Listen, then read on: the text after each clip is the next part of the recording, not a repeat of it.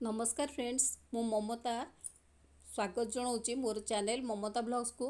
आसतु आज गोटे सुंदर टेस्टी रेसिपी प्रस्तुत करवा। आज चुंगुड़ी आउ माछर एभली टेस्टी रेसिपी प्रस्तुत करवा बा झोल प्रस्तुत करवा। चुंगुड़ी माछ झोल जहाँकि टेस्टी वे रे करवा भात आउ रुटी सहित खाया को बहुत टेस्ट लगे।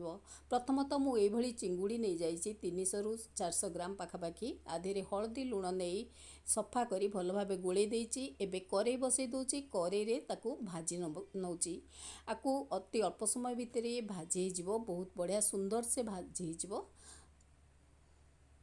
आपाई मु सोरिष तेल यूज करची। सोरिष तेल रे आर ए तरकारी टेस्ट भल आसे से सोरिष तेल रे भाजी नहीं। एटा मीडियम साइज रो चिंगुड़ी बा प्रॉन जहाँकि आपको टेस्ट बहुत भल आसे। आलू चिंगुड़ी तरकारी रे यार टेस्ट बहुत भल आसे। देखुवे ये भल भाव को भाजी नवा। प्रथमतः भाजी दवा प्राय 4 मिनिट भितर यहाँ भाजी गला गोटे प्लेट रखिदे। तापर अलगा प्रोसेसिंग करुच्ची मु एथिपाई गोटे पेस्ट भी स्वतंत्र पेस्ट प्रस्तुत करिछि जो तरकारी पाई। प्रथमतः करेई बसई दूची करेई रे किछि पियाज दे दूची। पियाज टिके भाजी गला परे जो पेस्ट प्रस्तुत करछि अदा रसुण टिके जीरा देकरी मु गोटे पेस्ट प्रस्तुत करछि आउ से पेस्ट मु दे देबी आउ ए ता सहित भाजी नेबी पियाज सहित भाजी देबी। पियाजटा ब्राउन कलर हो गले पेस्टटा दे भाजी नेबे। आधेरु टिके भाजी सारा परे आमे टमाटो प्यूरी करिछि 2टी टमाटो देछि आधेरे ए चिंगुड़ी आलू तरकारी रे टमाटो प्यूरीटा बहुत भल लगे। प्रथम तो किसी लुण दे दूची आर टेस्ट अनुसार तरकारी आमर क्वांटिटी अनुसार आमे देखि लुण दबा।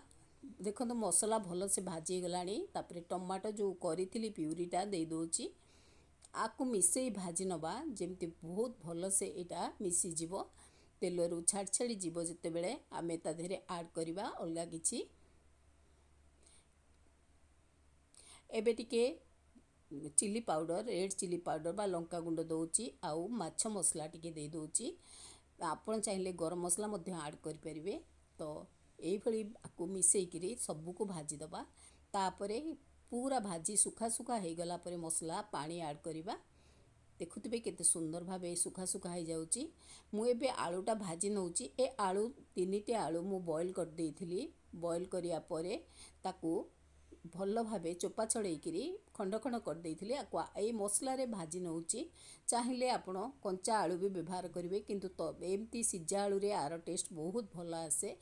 बहुत भल लगे सिझा आलू यूज कले। तो ये कि समय छाड़ी दबा आलूटा ए मसला रे भाजी जीवार अच्छी। तापरे ही आमे पानी ऐड करवा। देखो सुखा सुखा हो गलानी। एबे मु पानी ऐड करी आमर तरकारी क्वांटिटी अनुसार आमे पानी दबा। ए तरकारी बेसी ग्रेवी रखिबानी न रखिले एटा टेस्ट भल आसे। अति झोल रखिउनी आधेरे मु प्राय 2 रु 2.5 कप पानी दउची। पानी फुटिले आमे भजा जाइथिबा चुंगुड़ी के ऐड करवा। आकु फुटिया पई छाड़ी दबा कि समय कभर करी मु छाड़ी दउची। ए झोलटा फुटिलाणी देखो केते सुंदर भावे फुटी जाउची। मु आधेरे चिंगुड़ी गुड़िक दे देइची।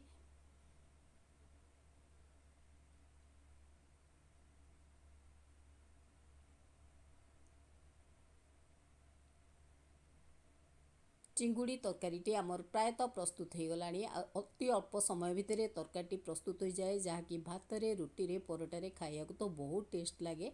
आउ वीडियोटी देखिथिबे जदि आपन को पसंद आस्थिबो निश्चय लाइक टे करिवे कमेंट करिवे शेयर सब्सक्राइब करिवे बेल आइकन देई आपण ऑल करी समस्त नोटिफिकेशन पाई परिवे मो चैनल रो।